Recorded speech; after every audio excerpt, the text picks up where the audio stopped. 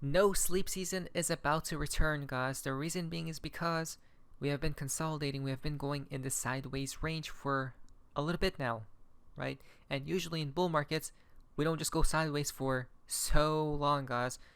So if we're still in a bull market, we have to start picking up and move again, or start moving again with these crypto assets or their prices. But in today's video, we're going to be talking about altcoins specifically, guys, but as well as the macro cycle, what the game plan truly is. Now, supposedly this is Wall Street's 2025 crypto price predictions. Now, I was trying to find the source of this tweet, guys. I couldn't. I don't know if this is made up or not, right? But Bitcoin at near 1 million, Ethereum 50k, XRP 4 digits. Now, I don't really see this. I don't really see XRP being at a high price before the collapse, guys. That's number one, like extremely high price. Number two, Bitcoin could honestly hit these targets, right? Ethereum can hit. Okay, guys, this is just my belief. I'm not saying Bitcoin will hit near 1 million or anything. So, but all I'm saying, I could see it hit those crazy high prices. The reason being is because either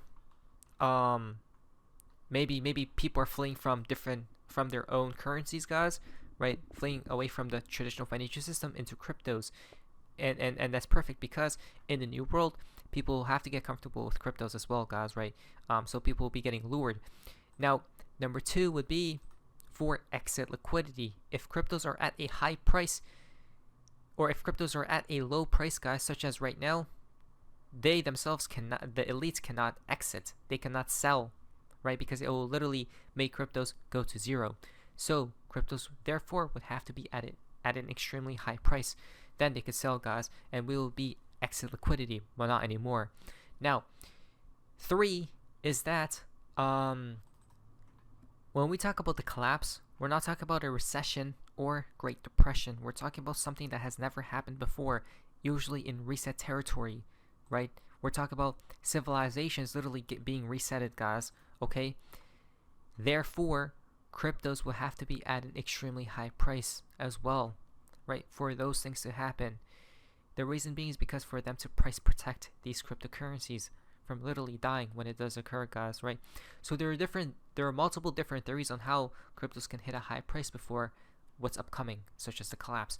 Now, something more reasonable is 150k by 2025, right? Bitcoin braced for an unprecedented Wall Street price earthquake after breaking 60k, right? Boosting Ethereum, XRP, and cryptocurrencies in general, guys. So they believe that Bitcoin will hit 150k by 2025. I'm thinking probably a lot more. Or can we hit 150k relatively soon? Maybe in like 2 months from now, right? A month from now, 3 months from now max.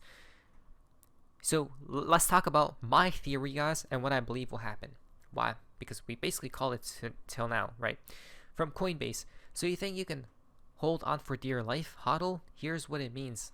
Check this out, guys, okay?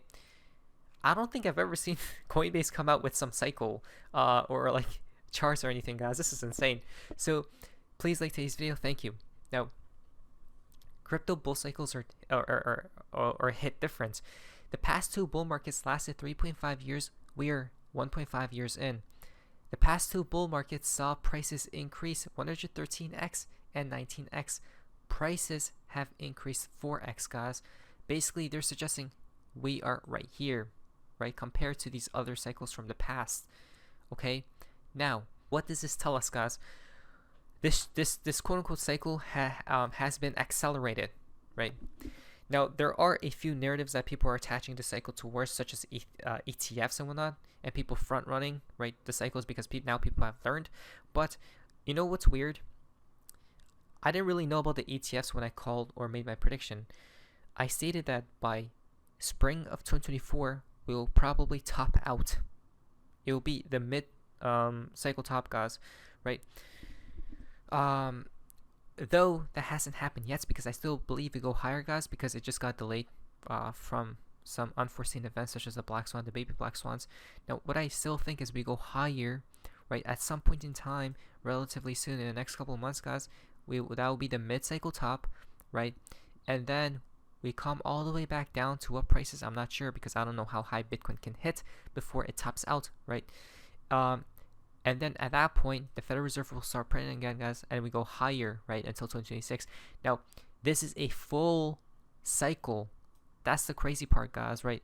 That's like a full cycle, right? It's like a macro cycle, guys.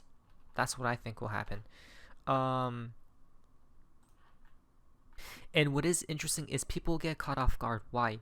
Because nobody will now pay attention to the 4-year cycle. The reason being is because if it tops out here soon, right, in the next couple months, yeah, say goodbye to your quote-unquote 4-year cycle, which I still think is in play. It's just different now, right? A little bit different. Side note, Coinbase confirmed this because there have been 5 Bitcoin bull markets. In an average bull market, you will have to survive the following to ride to the top: 6, 5 to 10% drawdowns, 3 10 to 20% drawdowns, 2 20 to 30% drawdowns, 1 30 to 40% drawdown, and then 1 40 to 70% drawdown, all during a bull market. What does that mean? If we have a mid-cycle top here soon in the next couple months, Bitcoin is crazy high, Ethereum all-time highs, XRP maybe in the one-digit territory, and we dump like this, like a 60-70% dump, that's still a bull market, a macro cycle picture, guys. It's still a bull market, as you guys can see right there. So beautiful. Now things are about to get very extremely exciting because we now have catalysts and narratives to fuel and to propel prices higher. Because breaking, Chinese Bitcoin and Ethereum ETFs launch 9:30 a.m. tomorrow. Prepare. There is no time for sleep anymore, guys, right? Now, press conference summary is out. Here's a translation. Highlights are expected larger first day than United States of America. In-kind redemptions and subscriptions, wallet-to-wallet transfers. Mainland Chinese investors are not allowed to invest in Hong Kong's cryptocurrency spot ETFs. That's like an issue, guys. But when they are allowed, right, and China unbans Bitcoin, all these things happen, we're going to go higher and higher and higher, guys. Again, nobody sees it, right? Nobody sees it. Everyone will call. People will be like, that's the top of the market, right? And we have this black swan afterwards, guys. But then after that's all done, and we're going to go higher, right? But people, I'm pretty sure, will call it that's it. It's game over, right? We're going to be in a bear market for the next 2 years or whatnot, 3, 4 years, whatever, guys, right? The reason I don't believe that theory, we're going to be in a bear market here soon, it's because before it collapses, guys, right? Unless we collapse right here. Yes, if we collapse there, it's game over. But I don't think we will. I think they're going to kick the can down the road. I think they're going to print a lot more money. I think the world will have to go into more chaos, right? They'll have to take more energy out, guys, right? And harvest energy before they collapse a lot of. So that's what I'm thinking. I think we still go higher, right? We're in uncharted territories because everyone's models, everyone's charts will be upside down flipped, and it'll all be broken because remember, we're at the ending stage of the world, right? Nothing would matter at that point, guys. Everything will be flipped on its head. Charts won't matter. Nothing will. Okay, it's all run by fuel from the money printing from them, guys, until it literally one day dies. So I think we did crack the timeline on its head, guys. But I guess time will have to tell. If anything does change, I'll obviously let you guys know. I'm not changing my theory until I see a black swan enter randomly or something hits me from left field, guys. Right. So for now, things are looking splendid, and we're good to go. Now, especially with all these narratives pushing us higher, pushing prices higher. Now, Hong Kong issuers do not care if United States SEC declares Ethereum a security as well. Wow, let's go, right? Because that's what I'm looking at, guys. Ethereum, because of alt season, right? This is really beautiful, guys. Oh my heart is racing now. It just got excited because of these Ethereum ETFs, guys, right? So now they're talking a lot. There's going to be a lot of flows, right? Inflows for these Bitcoin and Ethereum ETFs, I'm guessing. So things are getting quite interesting here, guys. Wow.